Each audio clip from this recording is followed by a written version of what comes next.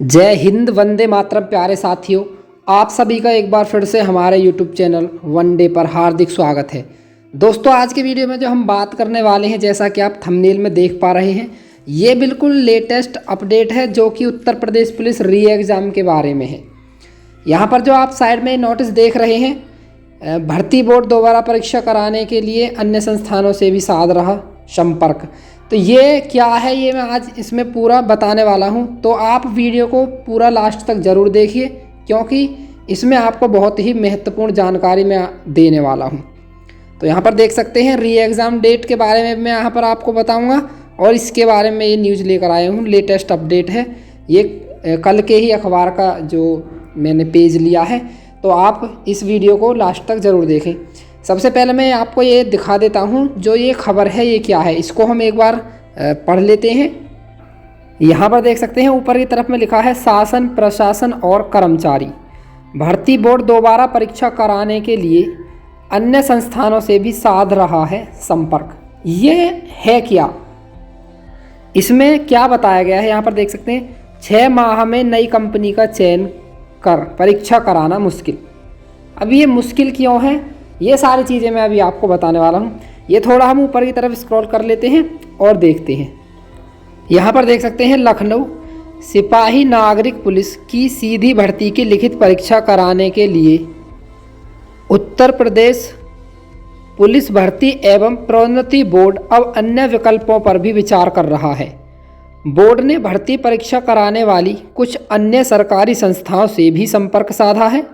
हालांकि अभी किसी ने इसमें रुचि नहीं दिखाई है। सीएम के आदेश पर बोर्ड को 6 माह में दोबारा परीक्षा करानी है। सूत्रों की माने तो परीक्षा कराने वाली कंपनी को दोबारा मौका मिलना मुश्किल है। बोर्ड के सामने दिक्कत यह है कि पहले भी परीक्षा कराने के लिए कोई कंपनी रुचि नहीं दिखा रही थी। टीसीएस के मना करने के बाद राजी हुई एक कंपनी को काम तो दिया गया, लेकिन वह परीक्षा सकुशल कराने में विफल रही।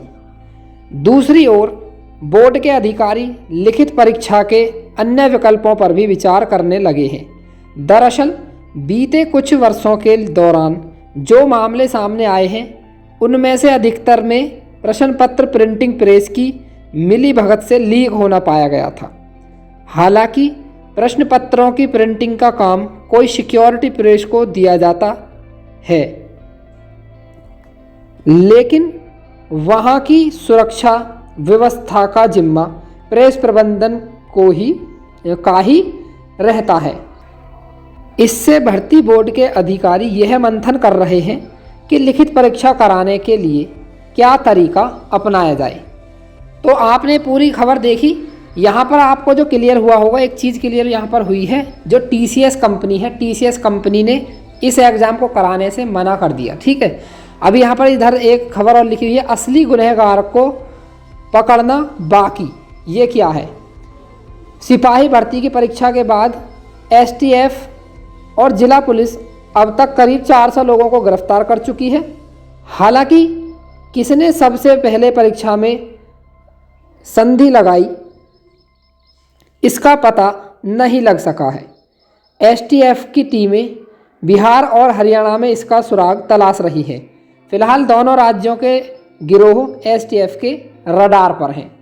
तो ये जो असली गुनहगार को पकड़ने का जो मामला है, ये है जो पेपर लीक हुआ है, उसमें जो लोग शामिल हैं उनको पकड़ने का कार्य जो एसटीएफ है वो कर रही है बड़ी तेज़ी से, और ये यहाँ पर है। अब हम बात करते हैं कि जो टीसीएस कंपनी है, टीसीएस कंपनी ने ये पेपर कराने से इनकार क्यों किया। तो टीसीएस कंपनी ने जो मना किया है वो इसलिए किया क्योंकि इस पेपर को कराने के लिए एक तो समय जो था वो बहुत कम था।